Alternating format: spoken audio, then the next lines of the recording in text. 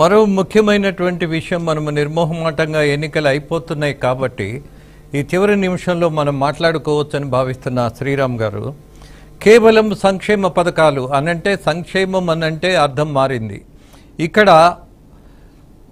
ఓటర్స్ను అలాగే ప్రజలను కూడా సంక్షేమ పథకాలు అనే పేరుతో ఒక నిరర్ధకమైనటువంటి ప్రాజెక్టును అంటే నువ్వు కూర్చో తిను నిద్రపో ఈ సిస్టమ్ను డెవలప్ చేసిన తర్వాత చాలామంది సోమరులుగా మారేటటువంటి పరిస్థితి ఉంటుంది. అదొక భాగమైతే ముఖ్యంగా గ్రామాలలో రైతులు ఉచితంగా వచ్చే వాటికంటే కూడా కష్టపడి ఒక అభివృద్ధి వైపు అడుగు వేయటం అనేది వాళ్ళు ప్రధానంగా తీసుకుంటారు, గౌరవంగా భావిస్తారు, అలా బతకడానికే ఇష్టపడతారు. కానీ మరి ఇవాళ ఉన్నటువంటి ఆపద్ధర్మ ముఖ్యమంత్రి చేసినటువంటి సంక్షేమ పథకాలతోనే ఓట్ల శాతం అటువైపు వెళ్ళే అవకాశం ఉందంటారా? మార్పు వచ్చిందా ప్రజల్లో?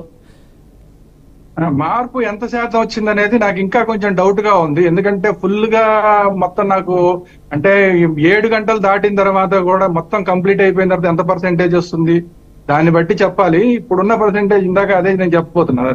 లాస్ట్ టైం వచ్చిన పర్సెంటేజ్ ఎంత ఉందో ఈసారి కూడా ఆల్మోస్ట్ అంతే పర్సెంటేజ్ ఉంది. ప్రత్యేకించి విపరీతంగా పెరిగిపోయింది అయితే ఏమీ లేదు. అయితే ఇక్కడ మనం ఆలోచించాల్సింది ఏంటంటే 80% అనేది కనుక వస్తే లాస్ట్ టైం 79 ఉన్నట్టుంది, ఇప్పుడు 80% వచ్చినా కూడా ఆల్మోస్ట్ అంతే పర్సెంటేజ్ వచ్చినా కూడా మనం ఏదో అది ఒకళ్ళ వైపు ఒక స్వింగ్ లేకపోయినా కూడా ఏదో ఒక నిర్ణయాన్ని తీసుకోవడానికి జరిగిందని మనం అర్థం చేసుకోవచ్చు. ఎందుకంటే లాస్ట్ టైం 79% జరిగినప్పుడు ఒక పార్టీకే 151 సీట్లు వచ్చినాయి, మనం మర్చిపోకూడదు. సో అందువల్ల ఈసారి 80% వస్తే అదే 79% వచ్చినా కూడా ఒక పార్టీకే ఇంకో అదే పార్టీకి వచ్చింది అనుకోవడానికి లేదు. మనం ఎలా అనుకోవాలంటే ఒక 65% మాత్రమే దగ్గర ఆగిపోయి ఉంటే కనుక ఖచ్చితంగా ఇది గవర్నమెంట్ కి, ప్రస్తుతం ఉన్న గవర్నమెంట్ కి అనుకూలంగా ఉంది అని అనుకోవాలి. బట్ ఎప్పుడైతే 65% దాటిందో అక్కడి నుంచి డివైడ్ వస్తోంది అని అర్థం. ఇక్కడి నుంచి ప్రభుత్వ వ్యతిరేకత అనేది అక్కడి నుంచి కనబడుతోంది అని అర్థం. అది ఎంత కనబడుతుంది అనేది ఫైనల్ గా డిసైడ్ అవ్వాలి. ఆ ఎంత కనబడుతుందన్న దాని మీద ఏకపక్షంగా ఈ ఎలక్షన్ వెళ్తోందా లేదా టైట్ ఫైట్లు అవుతున్నాయా అనేది చూడాలి. నాకు తెలిసి ఈసారి ఈ ఎలక్షన్ ఇప్పుడున్న ప్రస్తుతం ట్రెండ్ బట్టి చూస్తే నాకేమనిపిస్తుంది అంటే చాలా చోట్ల టైట్ ఫైట్లు అయ్యే అవకాశం ఉంది. అంటే సుమారుగా ఒక 5,000 లోపు మెజారిటీల్లో చాలా సీట్లు ఓట్లు మారిపోయే పరిస్థితులు ఉన్నాయి. అది నాకు స్పష్టంగా కనిపిస్తోంది. బట్ ఇది ఎన్ని సీట్లు మార్చగలుగుతుంది, ఎన్ని చోట్ల మారుతుంది అనేది చూడాలి.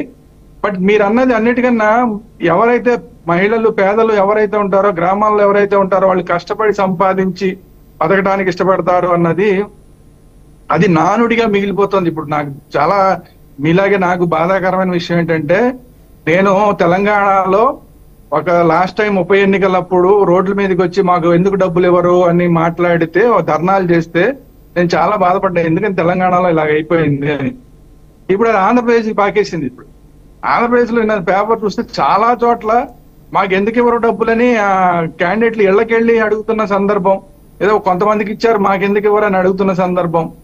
అంటే ఉచితాల మీద ఆశ అనేది మనిషికి ఒక బలహీనత లాగా మారిపోయింది.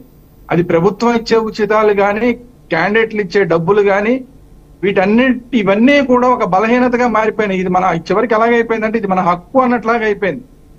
సో ఇట్లాంటి పరిస్థితుల్లో ఓటర్లు అయితే ఏంటంటే నేను గమనించింది ఏంటంటే ఓటర్లు డబ్బులు తీసుకుంటున్నారు కానీ స్పష్టంగా వాళ్ళు ఎవరికి వేయదలుచుకున్నారో వాళ్ళకే ఇస్తున్నారు తప్ప గతంలో ఎలాగుండేదంటే ఎవరు ఎక్కువ డబ్బులు కొన్నాళ్ళైతే అసలు డబ్బులు ఎవరిస్తే వాళ్ళకి వేసేవాళ్ళు. ఆ తర్వాత ఇద్దరు ఇవ్వడం మొదలెట్టిన తర్వాత ఎవరు ఎక్కువ ఇస్తే వాళ్ళకి వేసేవాళ్ళు.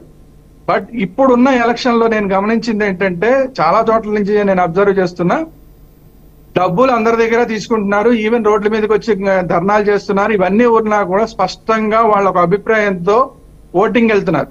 ఎక్కువ డబ్బులు ఇచ్చిన వాళ్ళని కూడా పక్కన పెట్టి తక్కువ డబ్బులకి ఇచ్చిన వాళ్ళకి కూడా ఓట్లు వేస్తున్నది కూడా చాలా స్పష్టంగా కనిపిస్తోంది.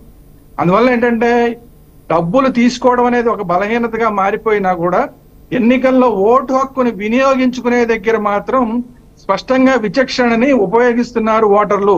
అందులో ఆంధ్రప్రదేశ్ ఓటర్లకి చాలా పెద్ద చరిత్ర ఉంది. ఎప్పుడు అవసరమైతే అప్పుడప్పుడల్లా స్పష్టమైన నిర్ణయాలు తీసుకున్న చరిత్ర మన ఆంధ్రప్రదేశ్ ఓటర్లకి ఉంది.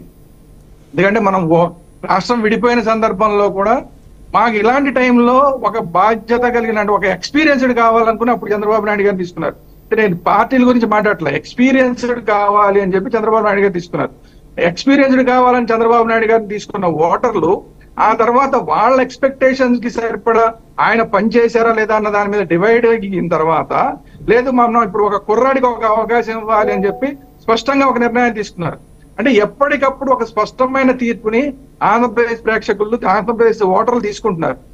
ఈసారి కూడా మనకి టర్న్అవుట్ అనేది ఎంత అవుతోంది ఏంటి అనేది పక్కన పెడితే ఒక స్పష్టమైన నిర్ణయాన్ని తీసుకుంటారు అనేది మనకి కనబడుతోంది. అయితే ఇది లక్షల వెళ్ళకపోవచ్చు, మెజారిటీ లక్షలు వెళ్ళకపోవచ్చు తప్ప సీట్ల విషయంలో మాత్రం భారీగా తేడాలు కనపడే అవకాశం ఉంది. ఇది ఎంత కనపడుతుంది, తక్కువ తేడాలతో ఎక్కువ మంది ఇప్పుడు అధికార పార్టీ గెలిచే అవకాశం ఉండొచ్చు, లేదంటే తక్కువ ఓటింగ్ మెజారిటీలతోటి ప్రతిపక్షం కూటమి ఏదైతే ఉందో అది అధికారంలోకి రావచ్చు. బట్ ఎవరిది ఏది జరిగినా కూడా ఈసారి ఓటింగ్ ఏదైతే మెజారిటీలు ఉన్నాయో ఆ మెజారిటీలు అనేవి బాగా తగ్గే అవకాశం అయితే స్పష్టంగా కనబడుతుంది. ఎస్ శ్రీరామ్ గారు, మన బాధ్యతగా దరిదాపు 3.5 సంవత్సరాలకు పైగా యుద్ధమే జరిగింది. మన డిబేట్లో కావచ్చు, మన అభిప్రాయాల్లో కావచ్చు, అలాగే ప్రభుత్వం చేస్తున్నటువంటి పొరపాట్లు కావచ్చు, అలాగే విపక్షం యొక్క బలహీనత కావచ్చు, అలాగే బీజేపీ పార్టీకి సంబంధించినటువంటి కేంద్ర పాలనలో అమరావతికి అన్యాయం జరిగిందన్నటువంటి ఇలాంటి అంశాల మీద కూడా ఒక యుద్ధమే చేసినటువంటి యోధులుగా మీ అందరినీ నేను గౌరవిస్తూ మరొక విషయాన్ని కూడా మీ దృష్టికి తీసుకొస్తా. ఇందాకే మన విక్రమ్ గారు ఒక సంఘటనను గుర్తు చేశారు. తెనాలి అభ్యర్థిగా వైఎస్ఆర్సీపీ అభ్యర్థిగా ఉన్నటువంటి ఆ నాయకుడు ఒక ఓటర్ మీద దాడి చేయటం. అఫ్కోర్స్ మనము డిస్కస్ చేసి వదిలేస్తే సరిపోదు అన్నది నా భావన. మీలాంటి వాళ్ళందరితో కలిసి ఒక ప్రయత్నం చేయాలన్నటువంటి ఒక తపన. ఏంటి ఆ ప్రయత్నం? తప్పు చేసిన వాడికి శిక్ష లేకపోతే రిపీటెడ్గా అమాయకుల మీద, ఇలాగే సాధారణమైనటువంటి వ్యక్తుల మీద దాడులు చేసే రాక్షస మూకలకు ఖచ్చితమైనటువంటి శిక్షలు లేకపోతే ఇలాంటి సంఘటనలే మనం రిపోర్ట్ చేయాల్సి ఉంటుంది. వీటి మీద చర్చ, ఆ చర్చలో ఫలితం ఏంటి అనేది చూస్తే there will be nothing. The reason is that శిక్షించే చట్టం లేనప్పుడు. విక్రమ్ గారు, చాలా విచిత్రంగా ఉంటుంది. కొన్ని కోట్లు పట్టుకున్నామని కమిషనర్లు ప్రకటిస్తారు. అసలు ఈ డబ్బు ఎవరిది అనేది తేల్చేది లేకుండా డబ్బు దొరికింది కాబట్టి 30% ట్యాక్స్ కట్టేసి మిగతా డబ్బులు తీసేసుకోపో అని ఇన్కమ్ ట్యాక్స్ డిపార్ట్మెంట్ చెప్తుంది. పోలీసులు చేతులు ఎత్తేస్తారు. ఈ తతంగం అంతా మనం ఎన్నాళ్ళు చూడాలి విక్రమ్ గారు? మీరు, నేను, మనము అందరం కలిసి ఇలాంటి వాటి మీద కనీసం దృష్టి పెట్టాలంట, కొన్ని సంస్కరణలు తీసుకురావాలంట. నిజంగా మీరు అన్నట్టు ఆ తెలంగాణ అభ్యర్థి, హౌ డేర్ హీ అంత పబ్లిక్లో దాడి చేయటం అంటే ఏంటి ఆ ధైర్యం?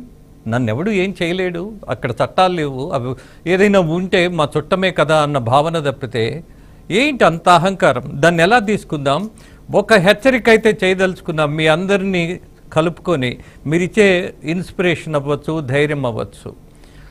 ఎవరైతే ఇవాళ తెనాలి అభ్యర్థిగా ఉన్నటువంటి నాయకుడు ఉన్నాడో, ఒక ఓటర్